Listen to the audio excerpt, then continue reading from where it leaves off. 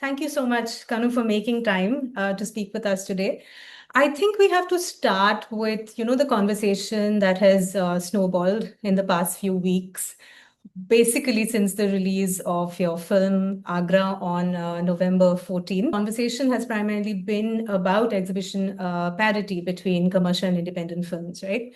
So I had a couple of questions regarding this. The first was, Kanu, I wanted to understand, did you face the same problems at the time of Titli's release as well, 10 years ago? Or have things somehow gotten worse in the course of these 10 years? It's hard for me to say. The answer to your question is no, I didn't face these problems. But then again, Titli was financed, produced by Yash Raj, and it was released also by Yash Raj, and they have one of the strongest distribution networks in the country. So no, I didn't. Even though it was still a small release for that time, Titli was about a 400 screen release, but and even though it didn't play for too long, but we didn't have a problem getting screens on that release for sure. Right now, with this current issue, where do you really see the problem lying? Is it with, the multiplexes that favor mainstream films, or is it with the fact that audience tastes haven't really shifted, for all that talk about how the pandemic really changed audience taste because, people were sitting at home watching great international films and all of that. Do you think that has really happened, or is it a combination of the two? I mean, where does the problem really lie, do you think? Well, it is quite obvious that the audience's tastes have changed. Otherwise, they would still be coming in for the same trite, uh, you know, comedic, sorry answer for films and cinema that we see every Friday coming out and failing one after the other, after the other, after the other. So clearly, they're not in the mood to see the same stuff again.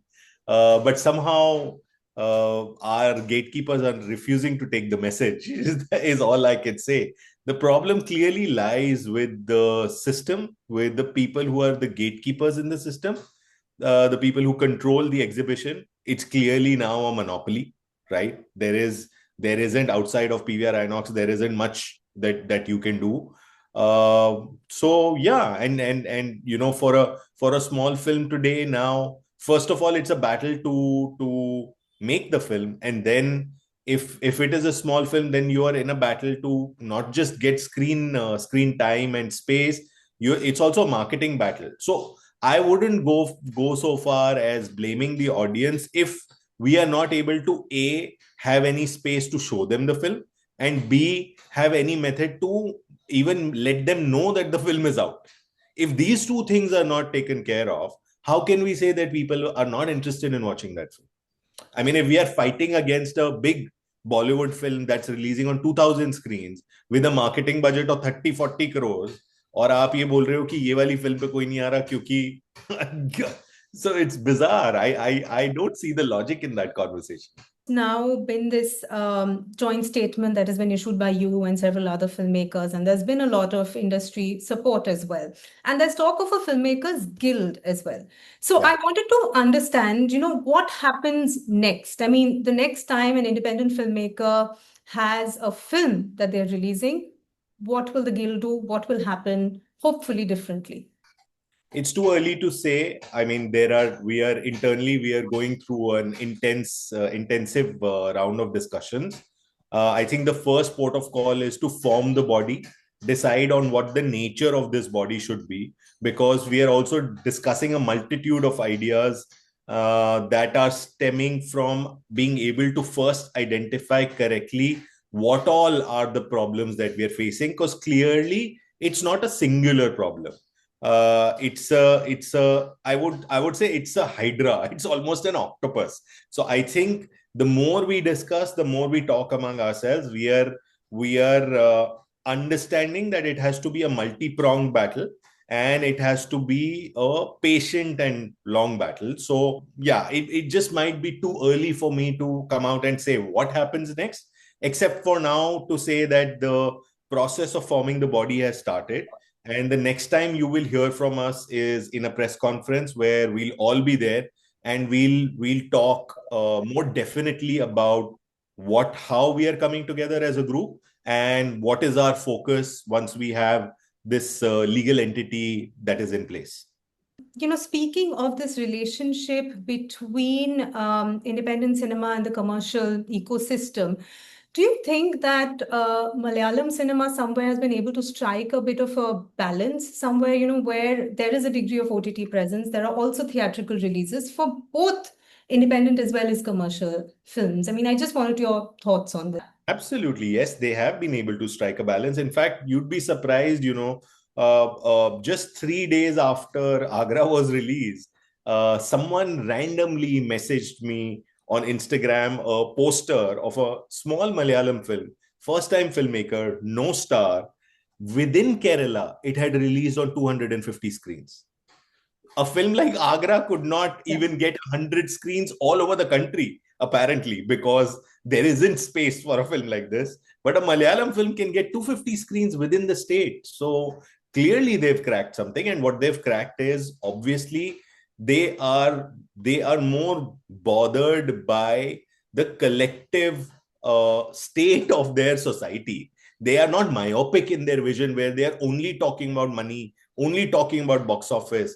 They see the whole scape, the quality of the lives that they live is more important to them, and they see culture and soft power and soft conversations and nuance around the way we live our lives as equally important as box office. So there is, I mean, this detailed conversation obviously isn't possible within the ambit of our conversation now, but it's a combination of many factors. It's a combination of education, the fact that people are better educated probably in that state. It's probably the highest literacy state in our country. Their ticket prices are capped, their F&B prices are capped, right? So, and they, I think as a collective, they understand that film is not just about money, cinema is not just about money. So it's a mix of all of that. Coming to your films, Kanu, I wanted to ask you why this, repeated return to the subject of, male anger, frustration, alienation, repression, and also, this larger crisis of masculinity that is now being widely discussed as, sort of a significant challenge of our present moment. So, given the fact that you work in this space so much, I want to know your thoughts on that sort of this larger crisis that is being discussed, and also personally for you, why this need to return to this subject in different ways over and over again. I have a slightly different point of view on this. For me, मैंने 3 फिल्में बनाई हैं, and all 3 films have been completely different in terms of subject matter for me. The only commonality for me in all the 3 films has been a male protagonist. Yes, but Titli for me was my take on family, violence, circularity. Agra for me was much more an exploration of sexuality and the spaces that we inhabit and how our sexual lives affect the spaces we live in, and the spaces start shaping our sexuality in turn. It was also my sort of take on desire and transaction, and how transactionality sort of engulfs all sorts of desire within the space we live in.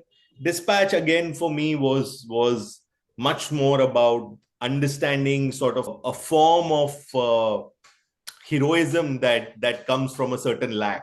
Maybe Binnu is the only film that I would say sort of becomes a bridge between Titli and Agra, perhaps, because in terms of form, I was also experimenting with some of the stuff that I would have liked to use in Agra. So maybe with Binnu, I agree to an extent with you that it could be in similar territories. But for me, Titli, Agra, and Dispatch are functioning in completely different spaces. Yes, they do have male protagonists, and it is perhaps because I'm still hopefully at the early stages of my career and still learning, and I feel slightly underconfident to be able to do justice to a full-on like female-led piece at this particular moment. So I'm taking my time, still taking my time to learn a bit more, and Perhaps I'll get to it at some point, but it doesn't come on my part. It doesn't come out of any particular need to uh, investigate masculinity per se. I don't think I'm the kind of filmmaker who's saying, "Oh, I'm going to now understand this." I think I'm much more in love with a certain character, and that character's place within his own belly and within the outside universe that he exists in, and I try to go from there, and I try to be as truthful and as empathetic to that seed thought. So yeah, I mean, patriarchy, masculinity, honestly, all these are settings. It's the culture that we live in, right? It's the country that we live in. So it that the moment you're trying to do a more rounded piece which has a social, political, cultural sort of context, वो तो आएगा ही, वो अपने आप आ ही जाता है. But for me, these films are why would I make the same film again and again? At least that's not the attempt. So, is there one single sort of driving motivation behind your filmmaking interest? I mean, in the sense that, basically I'm asking you, why do you make films? I mean, is it to, look at family dynamics or examine certain aspects of human nature? Or is it, I yeah, I think I want I think I want to make films essentially to have a conversation. okay, That's my main reason. I genuinely feel like I'm still growing. I feel like I don't know enough and I don't know the full story. So, my purpose to make any film that I make is to be able to make a piece that has some questions in it and that has some space in it for the audience to be able to talk back to it. Essentially, start a debate, push some buttons, push the envelope, go to places where at least attempt to go to places which have not been gone to before, and open out areas in our cinematic territories which expand this space beyond the very limited Bollywood char gaane, love story, action genre kind of territory. Always trying to push further from there and always trying to have a conversation. I think if you're taking such a big undertaking, if you're going to make a film that's going to keep you busy for 2 years, it's going to take, or like in the case of Agra, for almost 9 years. But whatever that length of time is, if it's a long period of time, if you're going to be involved with something for such a long period of time, and you're going to give a large part of yourself for that amount of time, then you might as well have something more invested in it other than the idea of just making some more money for yourself. So yeah, so just have a conversation to be able to expand the audience's taste, also play with it. Just yeah, I just like to talk to people. So yeah, that okay. that that for me is Okay. Who is a filmmaker who got you interested in filmmaking, would you say? I mean, if you're asking me who is probably the single biggest inspiration for me, it'll have to be Stanley Kubrick for sure. I think he's the he's the OG of all filmmakers. So But yeah, but what for you, what aspects of his filmmaking or his vision attracted you, would you say? I feel like it's almost like he plays 3D chess with his audience. He is able to be both inside and outside of the film at the same time, which means that whenever you're watching any piece of his work, you are as invested emotionally with the characters, with how the performances are created, with how the world is created. You're inside the world, but you also have a very strong feeling of, at the same time, having a bird's eye view of that world. And that I feel is very, very strange and very powerful. The ability to both keep me inside and outside, which I find really fascinating about his work. Like, he's able to walk you through his film and by the end somehow pick you up and put you on top and say, okay, this is, and still leave you with space and questions and say, okay, how do I engage with this? How do I, yeah, it's just, I don't know if that makes any sense, but That does. That does. No, definitely. Coming to your films again, Kanu, I wanted to ask you, do you always have empathy for your characters? I mean, they are fairly difficult to watch often. But do you find them redeemable, and is that important to you? absolutely. I don't think you can make any film without empathy. I mean, you can. There are certain films. There are many films now getting made for sure without empathy. But you should not be making a film without empathy for your characters. Voltena, it's our most difficult children that help us grow up Yeah. the fastest. So if we don't invest time in our difficult children, then how are we ever going to understand our lives better than just how they are led on the surface?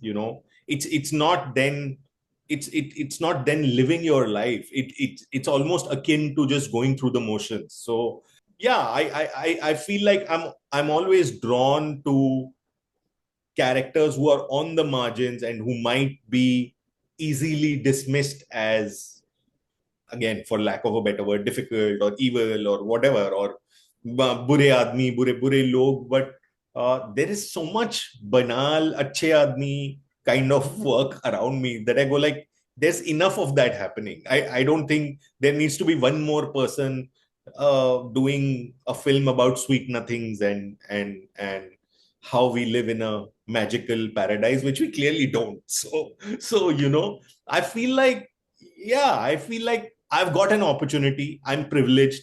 I'm one of the lucky few who is, however much time it might take, however difficult it might be, but I never forget the privilege of being in a position to be able to make a film, right? And so I feel like I have the privilege, so might as well make it count and talk about things which are real, which are happening around us, and look at people as fragile human beings that we are. We are all constantly making mistakes. Somehow that's not what we like to project. We like to project this fake position of strength, but almost all of us are fragile and making mistakes. So I think also just pure greed as a filmmaker, also I feel like the moment you go to the difficult areas in any character, that's where you also will get the maximum, you have the chance to get the maximum empathy from your audience, because they actually will identify with that human being. I don't think anyone identifies with these larger than this thing larger than life heroic figures that are projected onto screens anymore. I don't think our country is in that innocent phase anymore. वो कोई और ही phase था जब जहां सारा innocence था और हम वो innocence enjoy करते थे. I don't think कोई करता है अब वो enjoy. तो purely craft wise भी मुझे वो interesting जगह लगती है. मुझे लगता है वहां ज्यादा मेरे लिए spice है to be able to pull in my audiences. Somewhat related question, but I was wondering if you wanted to add anything. What does morality mean to you in the context of your films? And by this, I mean not just the films you've directed, of course those, but also say a film like LSD, for instance. If you could just talk about the morality piece, and how important is that, or what does it mean really for you? I mean, cinema is not Amar Chitrakatha. It's not my job to tell you a moral fable and tell you ye acha hota hai, ye bura hota hai. Everybody knows that I don't believe in that sort of infantilization of the audience. I think if you go out and actually meet people on the street, which I have a feeling most of these people don't do, the gatekeepers and the kind of people who make these films that we are seeing, I don't think they have any connection with the real people on the street. Because if you go and meet people who are actually struggling for survival today, they understand the gray areas of the lives that they lead much better than anybody else, because they are the ones being forced into making decisions that are tough every second of their existence. So I think they have a much better understanding of the moral compass than or what it is to negotiate with the bookish morality and be able to actually be a part of the real world that we exist in. I think they have a much better and much more layered understanding of, and that is really in a sense what human existence is about. I mean, we are consciously pushing the boundaries. What might have been amoral just yesterday could be moral today. What is moral today could become amoral tomorrow. So what is this? जब मंटो काम कर रहा था तब कुछ और moral होता था, आज तब वो amoral होता था, आज आज नहीं है. या गैलीलियो जब कुछ बोल रहा होता था, कॉपरनिकस जब कुछ बोल रहा होता, तो ये तो मतलब it's not interested. I'm not interested in absolutes. I don't think I want to function in absolutes. I think human beings are slightly more complex than that. Okay, a little bit about your process. Kanu, you have written or co-written all the films you've directed.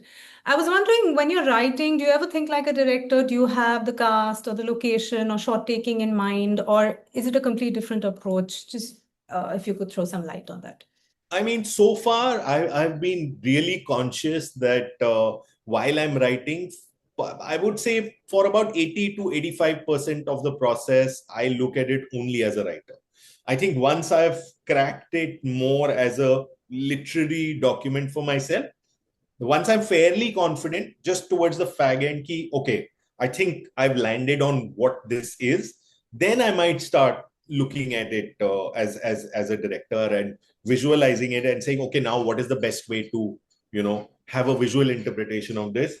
Sometimes, even though I say this, but sometimes because I know I will be directing this myself, there could be one or two influences, like, even while you're writing in a case. Usually this happens to me. It has happened to me for all three films, that I've had one actor in mind somehow for all three films. Like with Titli, I very early on, I knew Shori I wanted for Vikram's character. With Agra, I very early on thought Priyanka Bose would be really interesting for Preeti. For Dispatch, there was Manoj always. Why did you think of Priyanka? Just because we went there? I have no idea, really, honestly. I think something about. I mean, I had not seen a performance like she's done in Agra ever before in her work. But I think in the few images that I saw of her, something about her eyes really pulled me in, because they had a certain ferocity and they had a certain anger. I could I could feel like she was angry that she was not being used to her full potential. I think that's the best way I can put it. Something about her eyes just stuck with me, and I started imagining her as Preeti. And so yeah, just to answer your question, then so this has happened, that sometimes you might have a small directorial influence here or there, saying, okay, maybe that helps to anchor the writing a bit. But mostly, yeah, I write, and then towards the end, I switch sort of roles. And is that switch easier because it's all your work? I mean, would you be as comfortable directing someone else's work, do you think? Yeah, why not? I'm principally not against directing someone else's work. It's just that ऐसा कुछ आया ही नहीं, which is as which just is in your zone. It's the kind of work that you like to do, just purely at the complexity level. Let me be really honest. Not much of what you read is even, let's say, at 60 or 70%, and you say, okay, it's there, and now let's play with it and let's take it here or there. I've come close one or two times where I've come really close, but it hasn't happened so far. But principally not against it. Okay, finally, one last question, Kanu. A recent independent film that you watched that caught your attention, and why? I know this much is true. The series, Perfect Days. Yeah, absolutely. I mean, that's like a slam dunk. It's easily the best film in the last couple of decades for me. So simple, so so human, And so so moving. fragile. Yeah, so moving. It's Yeah, it's yeah. beautiful, and it's really nothing, but that nothingness is just to be able to spend time in that. I don't even have words to describe it. It has to be perfect days. Yeah. Yeah, lovely, lovely. He was here this year. He was traveling through India. Were you there for the retrospective? Did you get to? So unfortunately, I couldn't be there. Yeah, but I met him earlier. I was at the talent campus a few years back, Okay, okay. and he was our mentor for a couple of days. So yeah, Berlin. yeah, Berlin. Berlin. Yeah, lovely, lovely. Thank you so much, Kanu, for taking the time to speak with us today. This was a really wonderful, insightful conversation. Thank you. Thank you for having me. Thank you. Thank you.